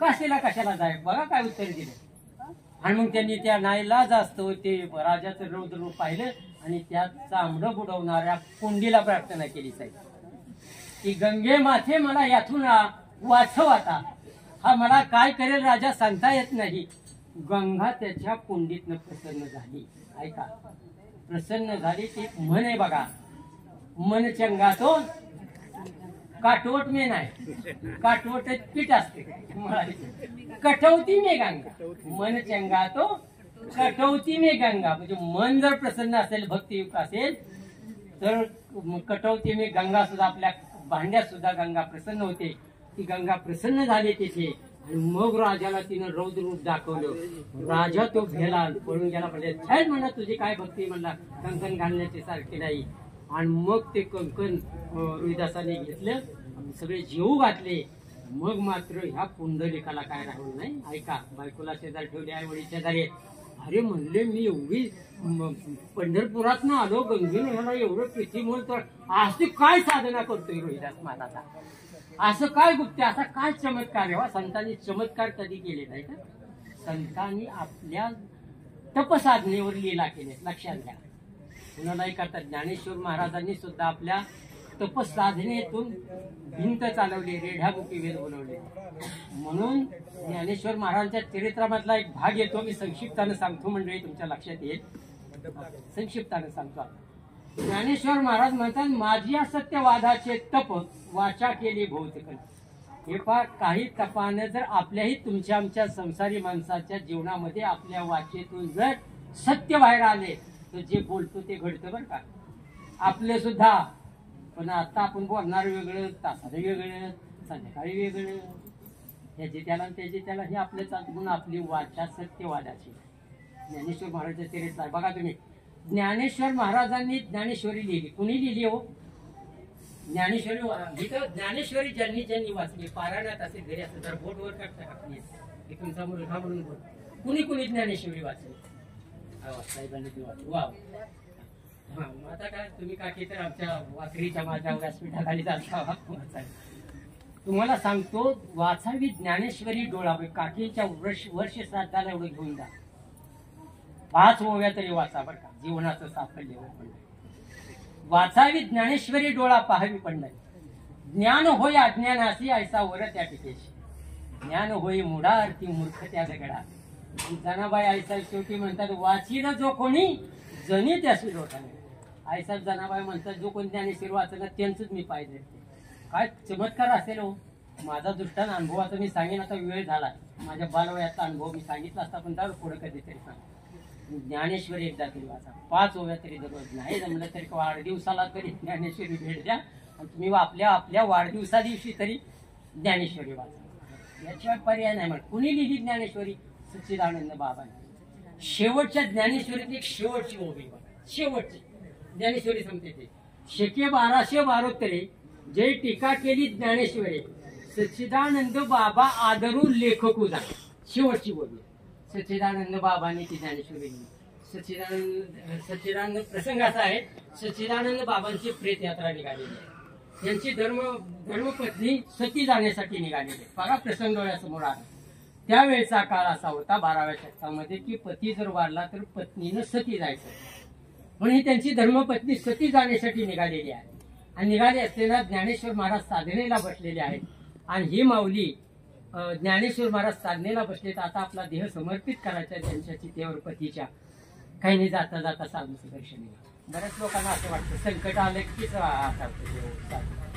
तिने आपल्या घेतलं असं पाया पडली आणि तेवढं कोणतरी स्त्री आपलं दर्शन घेते असं माऊलींना वाटलं. आणि माऊलीने उजवा हात तिच्या डोक्यावर ठेवला आणि अष्टपुत्र सौभाग्यवती भाऊ असा आशीर्वाद दिला. आणि ती माऊली जागी झाली. अहो म्हणले माऊली माझ्या तर पतीची प्रेत यात्रा निघाली तुम्ही म्हणता अष्टपुत्र सौभाग्यवती भाऊ. मला हा आशीर्वाद या जन्मीचा दिला का पुढच्या जन्मीचा दिला? माऊली म्हणले माझी या सत्यवादाचे तर मी बोललो ते खरं होणार. कुठे तुझ्या पतीची प्रेत? माऊली जवळ आले. तिरडी खाली उतरवली. माऊलींनी सच्चिदानंद बाबांच्या डोक्यावर हात ठेवला आणि जसं का माणूस झोपेत न उठतो ना मंडळी तसे सच्चिदानंद बाबा उठून उभे राहिले.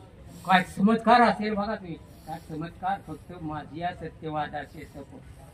बोलण्यातच जे संत सत्य बोलतात तेच घडतं. तुमचं आमचं घडत नाही. कारण आपलं कसं आहे आपल्या शरीराला मिळालेलं जीभ हे अतिशय महत्वाचे इंद्र आहे. या जिभेकडून आपल्याला एखाद्याला चांगलंही बोलता येतं, शिवीही देता येते, आशीर्वादही देता येतो आणि त्याला वाईटही बोलता येतं. म्हणून ज्यानं जीभ सांभाळली ना त्यानं जीवन सांभाळलं. आपली जीभ सांभाळा एवढं तरी मी निश्चित सांगतो. आणि म्हणून ज्ञानेश्वर महाराजांच्या ह्या चरित्रातला हा दृष्टांत आहे. आणि मग पुंडलिकाची थोडीशी कथा सांगतो मग मी आपला ह्याला जातो. मग जास्त वेळ घेण्याचा अर्थ नाही. पुंडलिक ते सगळ्या ह्याच्यातनं आले. मग विचारले अशी काय साधना केली की तुला गंगा मातेनं हे कंकण दिलं? अरे बाबा मगाशी तुला जाताना सांगितलं होतं ना माझ्या मोठी जबाबदारी. अशी काय जबाबदारी? आणि मग त्या रोहिदासानं ऐका मंडळी, महिला मंडळी इकडे बघा. रोहिदासांनी पुंडलिकाला आपल्या घरामध्ये नेलं. शेंडीला दोरी बांधली. ती दोरी एका पाळण्याला बांधली. ते पुंडलिकाला दाखवलं. पुंडलिका यामध्ये 2 व्यक्ती झोपलेल्या आहेत. त्यांची जबाबदारी माझ्यावर म्हणून मी काशीला गेलो नाही. आणि ते पुंडलिकाने पाहिलं 2 व्यक्ती बरं कसं आहेत. पाहिलं म्हणजे हे काय तुझे सासू सासरे आहे बघा. आता ते काय म्हणतात आणि त्या रोहिदासांनी काय उत्तर दिलं? अरे सासू सासऱ्यांना पाळण्यात झोपून त्यांची सेवा करणारा मी का पंढरपूरचा पुंडलिक होय? आणि मग त्याचे डोळे उघडले पुंडलिकाचे आणि पश्चाताप झाला. हे तुम्हाला सांगू का कुठल्याही गोष्टीतून जर आपल्याला बाहेर पडायचं असेल, व्यसनातून असेल, कशातून असेल, पश्चाताप हे सर्वोत्तम औषध आहे. त्या गोष्टीचा पश्चाताप झाला तरच त्या व्यसनातून आपण. कारण मनुष्याला 3 व्यसनं असावीत. भागवतामध्ये सांगितले, महाभारतामध्ये सांगितले 3 व्यसनं कधी. तसं 4 व्यसनं नसावीत पण 3 अतिशय महत्वाची. शिकार नसावी, जुगार नसावी, दारू नसावी. आणि शेवटचं साहेब सांगितले तंबाखू नसावी कलियुगामध्ये. संक्षिप्ताने सांगतो. शिकारीमध्ये तिघे गेले. शिकारीमध्ये गेला पंडूराजा, शिकारीमध्ये गेला परीक्षिती राजा, शिकारीमध्ये गेला दशरथ राजा. तिघही शिकारीमध्ये गेले. जुगारीमध्ये 2 जण गेले. जुगारीमध्ये नळ राजा गेला. जुगारीमध्ये पांडव गेले ना, पत्नी जुगारी लावली नाही का, तेही गेले. आणि दारूमध्ये 56 कोटी यादव दारूत गेले. म्हणून ही 3 व्यसन कधी नसावी. कलियुगामध्ये तंबाखूचं व्यसन कधीच नसावं म्हणतात. आम्ही बंडा तात्यांच्या व्यसनमुक्ती संघटनेत काम करतो. कधीही नसावं. जर एखाद्याला दारूचं व्यसन लागलं ना, तर कोळसा घ्यायचा, पाण्यात बुडवायचा, घरावल्या लिहायचं, घराला किडला आपणच लिहायचं त्याच्या पत्नीने. कारण दारू पिणाऱ्या कुटुंबातली अतिशय वाईट गोष्ट आहे. सांगू का दारू पिणाऱ्याच्या कुटुंबात काय सांगू आज दारूच्या कसं त्याला शेजारी सुद्धा उष्णे पैसे देत नाही, कुठलीही मदत करत नाही. तो आला की आपले रस्त्यात चुकवतात. हे आलं दारू, स्पष्ट बोलतो, सगळ्यांची माफी मागतो. दारूचे व्यसन कर. धनहीन पुरुषाचे घरी स्त्री वसवसून लागे पाटी, नावडती साऱ्या गोष्टी, रागे उठे फडफडणी. काय करते बायको? रागानं लाल होते आपल्या नवऱ्यावर, आहे का नाही? कुठलंही ती मानायला तयार होत नाही पतीचं इतक्या दारूच्या ह्याच्यात. आणि पुढं काय होतं? धनहीन पुरुषाचे घरी स्त्री पुरुष कलहो माधारी, दौडोनी घरा बाहेरी, काढितसे पुरुषाते. शेवटी पर्याय काय करते ती? आपल्या पतीलाच घराचं दार उघडून लाद घालून बाहेर करते. ही घटना घडतात खेडेगावामध्ये. ही व्यसन नसावी. तंबाखूचं शेवटचं व्यसन सांगतो आणि पुंडलिकाचं राहिलेलं सांगतो आणि आपण समाप्ती करूया. तंबाखू कधीच खाऊ नये, पण खात असाल तर 3 ठिकाणी खाऊ नका. पुरुष मंडळी बारकाई नाही का, पटलं तर बघा, नाही तर सोडून द्या. प्रवचन करणं, कीर्तन करणं हे मनोरंजनाची साधनं नाही, आपल्या उद्धाराची साधनं आहे. म्हणून येते सद्भावे नावे. ज्ञानेश्वर महाराज म्हणतात, विश्व माधव रूप पाहावे, तेथुरनेच द्यावे तिलोदक संसार. हे एकमेव साधन असं आहे संतांनी निर्माण केलेले, की आपल्याला संसारात काही वेळ का होणार तिरांजली द्यावी लागते. म्हणून तंबाखूचं व्यसन 3 ठिकाणी करू नका. 1, कुणाचं शुभ कार्य असेल, लग्न असेल, मुंज असेल, बारसा असेल, काही शुभ कार्य असेल, अजिबात खाऊ नका. 2, भगवत कार्य असेल, कीर्तन असेल, असं प्रवचन असेल, सत्संग असेल, भजन असेल, भजनात तर कधीही तंबाखू खाऊ नका. मोरूचे पाहुणे तुम्हाला सांगतो, जी मंडळी भजनात तंबाखू खातात ना, बरं का, ते आपलं घरातलं पाप येतात आणि ज्याच्यात भजन घेतलं तिथं सोडतात आणि त्याचं पुण्य घेऊन जातात. माना नाही तर नका मान. भजनात सुद्धा, भजनात जर तंबाखू खाणारे असतील ना, अजिबात भजनी मंडळ तसले सांगू. का माझा व्यवसाय नाही प्रवचन कर. काहीतरी लोकांना पाठावं, संतांनी निर्माण केलेलं सांगा, लोकांना वाटावं, ते आत्मसात करावा, हा हेतू आहे. 2 ठिकाणी खाऊ नका भगवत कार्य, 3 ठिकाणी खाऊ नका स्मशानभूमीमध्ये. अंत्ययात्रेला आपण जातो ना, कधीही खायची नाही. बस एवढं पटलं तर बघा, नाही तर सोडून द्या. पुंडलिकानं विचारलं की अरे मी रोहिदासाने सांगितलं मी काय पंढरपूरचा तो पुंडलिक आहे का सासू सासऱ्याला पाळण्याला झोका देणारा. आणि मग डोळे उघडले, काय मग पाय धरले आणि मग बायको म्हणजे लाद घातली बायकोच्या कंबरच्या. वर्णन आहे त्याचं, पुराणातलं वर्णन मी सांगते, माझ्या मनाचं नाही काय. आणि मग बाय घातले. मग काय नाही, आईवडिलांनी साखळी घेतली, आईवडिलांना मस्तपैकी गाडीत बसवलं, बायकोला नाचू आली, त्याने चालत नाही धर्मधरी करत पंढरपूरला आला. पंढरपूरला आल्यानंतर करोडो चंद्र सूर्याचा प्रकाश पडतो, असा पंढरपूरमध्ये प्रकाश पडला. यक्ष गंधर्व. तुकाराम महाराजांचं एक वर्णन आहे बघा.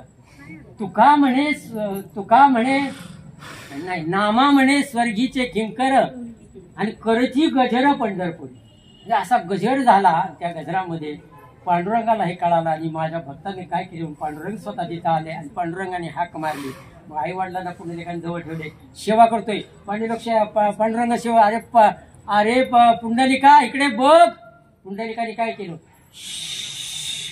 पांडुरंगाने केलं, हे माझ्या कर्मामध्ये व्यत्यय नकोस, माझी साधना चालू आहे, ती साधना झाल्यानंतर तुझ्याशी मी बोलेल. पुन्हा पुंडरी पांडुरंगाला म्हणते, बघा म्हणजे काय पश्चाताप झाला रोहिदास महाराजांनी, काय ते गुरुच केलं त्यांना. आणि मग असं पांडुरंग म्हणले, का रे ऐसा धीट बिरकाविलीस मागे विठ, ती माग एक टाचा घासायची विठ होती अंगोळ झालं, ती टाचा घासायची विठ अशी बाहेर भिरकवली. पांडुरंग त्याच्यावर उभे राहिले. त्या टाचेचाही पूर्व इतिहास आहे. ती विठ पूर्वी इंद्र होते हे सांगायला वेळ लागेल. त्या विठेवर पांडुरंग उभे राहिले. आणि मग सेवा झाल्यानंतर पांडुरंगा म्हणजे तू एकच काम कर, 28 युग तुला जे भक्त येतील कमरेवर हात देईल त्यांना तू त्यांचा तारून ने त्यांना.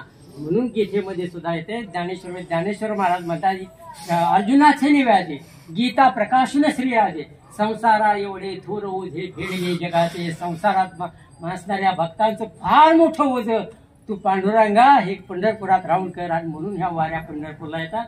ही पुंडलिकांची आपल्यावरचे उपकाराची कृती आहे आणि त्याला कधीही आपण विसरलो नाही. ही का कृती झाली?